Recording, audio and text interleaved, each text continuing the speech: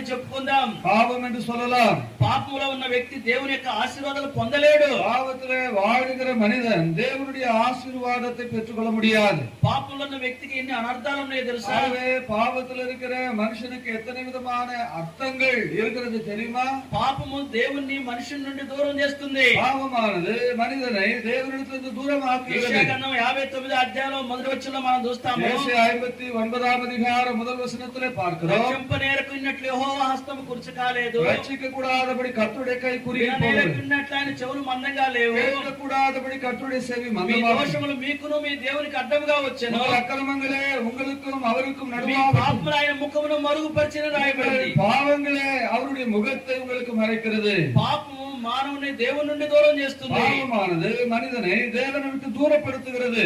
పాపం అనేది మానవునికి సిగ్గును అవమానాన్ని కలుగజేస్తుంది. பாவமானது மனுஷனுக்கு வெட்கத்தையும் அவமானத்தையும்